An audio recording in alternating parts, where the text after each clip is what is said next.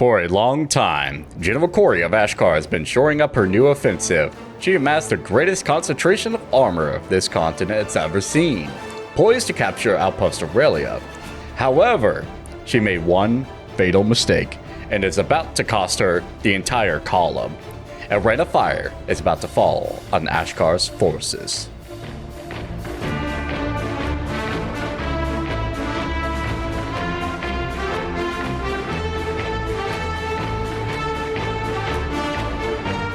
Hello everyone, and welcome back to the Frontlines of Kerbin. I hope you enjoyed that intro. It's a new cinematic style I want to try out moving forward, so sound off in the comments if you liked it.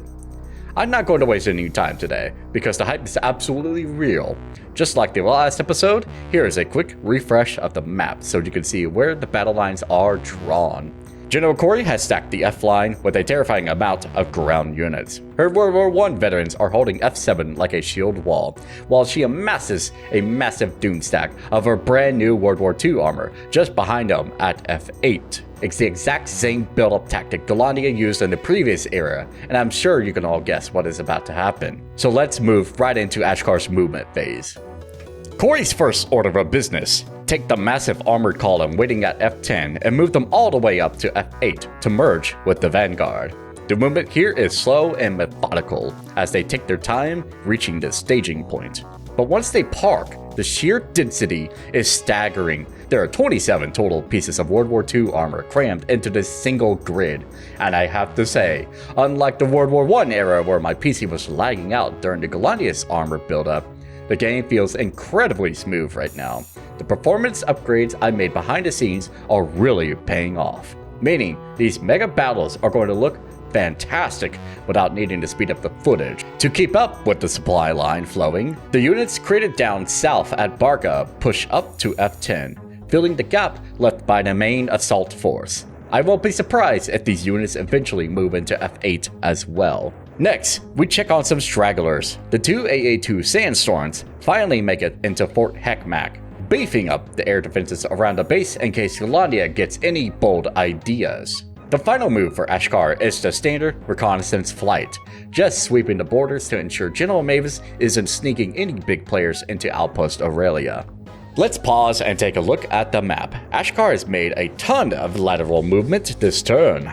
Ashkar is poised to strike Outpost Aurelia at any moment, and on paper, she has the ultimate strike force ready to do it. 27 tanks, heavies, medium, SPGs, and tank destroyers. But looking closely at this map reveals a terrifying oversight. General Korey pushed her Doomstack forward with absolute tunnel vision on ground superiority. She left her anti-air units behind. Grid F8 has 0 dedicated flak coverage, and as you saw from the intro, General Mavis of Gallandia is not going to let this slide. I expected General Mavis to focus on defending Outpost Aurelia, but instead, she orders Operation Sledgehammer. She pulls the strike craft from both Outpost Aurelia and Fort Kestrel, linking them up to form a massive bombing armada. Their target? The unprotected 27 tank Doomstack at F8. Folks, make it this what you will. Ashkar gambled by moving without an anti-air umbrella. Let's roll that clip and see exactly how that gamble pays off.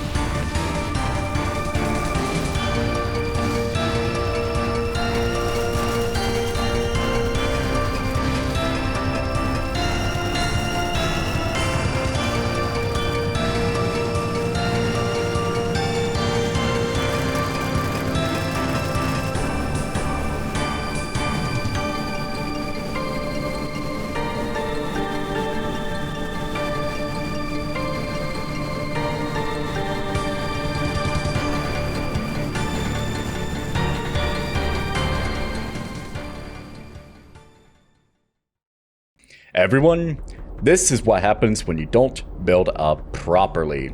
If there had been even a handful of anti-air units in that grid, the story would likely have changed, but over 6,000 pounds of high explosive material were dropped directly onto this armored column, and they were absolutely decimated. Gallandia lost only one twin-tail interceptor in the entire raid. That's it. The GH-1 Titans are truly something to be feared. But as you also saw, the light bombers acted like dive bombers. I am currently running an experimental version of BD Armory to test out the new formation behaviors, as well as allowing planes like the Ironclads to dive down and release bombs with position timing. It looks incredible, and as an upcoming feature, BD Armory will be officially releasing soon, along with a ton of other changes. Now, regarding the wreckage at F8, I asked the Discord members of which of Ashkar's tanks should realistically be salvageable. We agreed that the ones with no turrets, missing tracks, and a catastrophic hull damage were complete write-offs.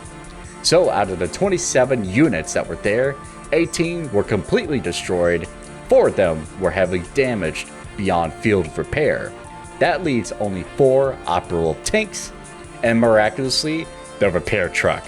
The fact that the repair truck survived is an absolute blessing for Ashkar, meaning the surviving units can be patched up, but the Doomstack is dead. Riding high on that massive victory, General Mavis decides that bombing Outpost Scimitar should be a cakewalk. However, I had some bad news for her. Roll that clip.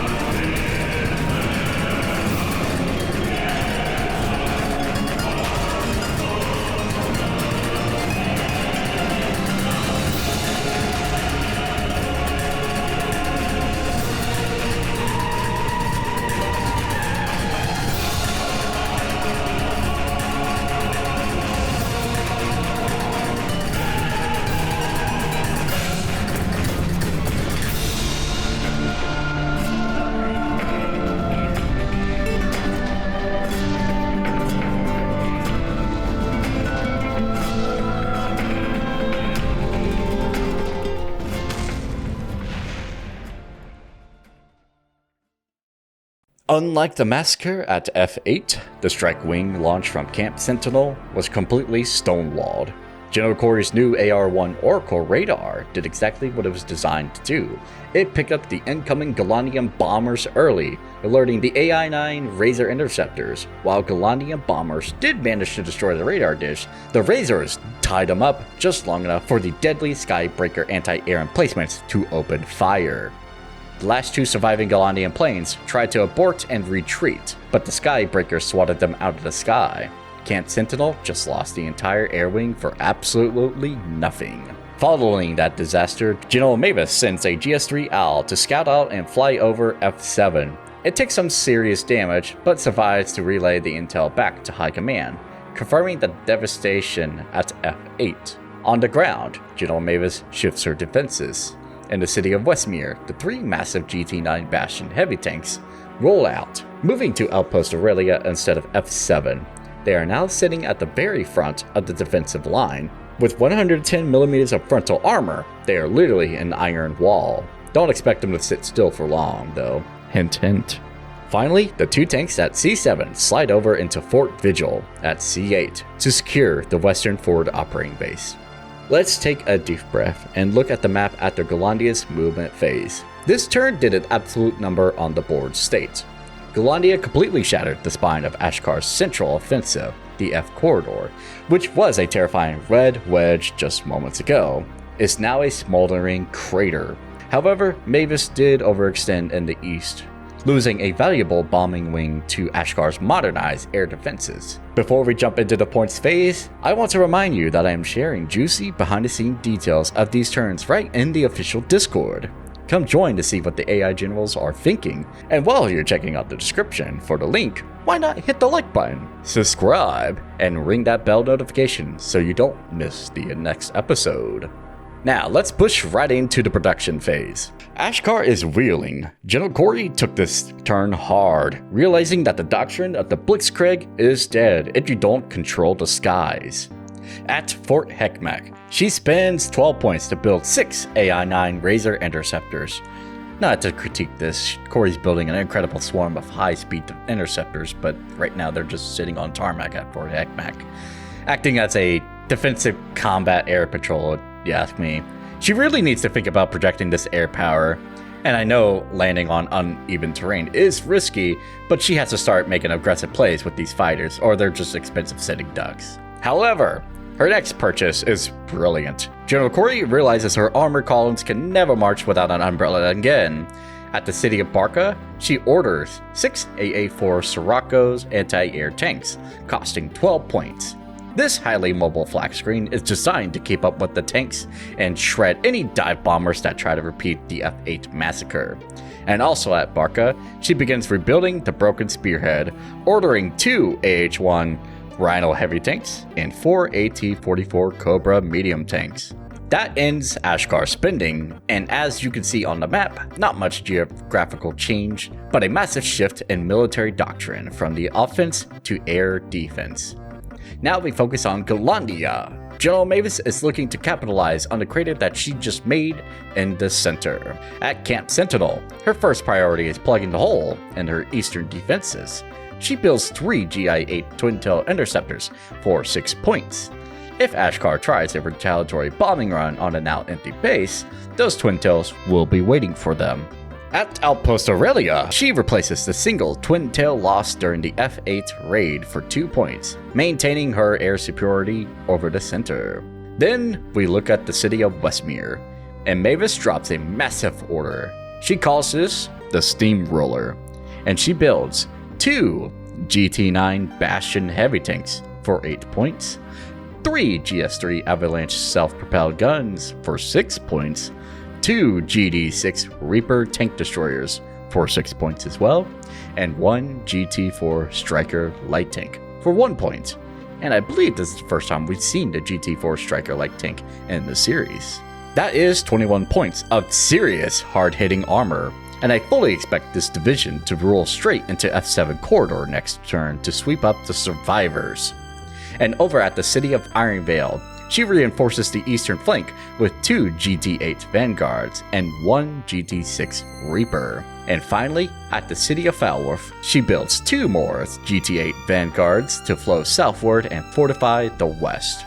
Ending the point spending phase, we check over the map one last time. We are seeing some major era-defining plays today. What are your thoughts on this turn? Did Mavis execute the perfect decapitation strike? And how did Korey handle the devastating loss of her prized World War II armor? Overall, I think General Mavis is done waiting. She is perfectly poised to push the steamroller forward and take back the F corridor. If she succeeds, we might be seeing the greatest turnaround since the World War I era. But Ashkar is heavily arming its anti-air net, ensuring a raid like that never happens again. We will have to see what happens next. For now, on the front lines of Kerbin, this is Lance, the Overseer, signing off.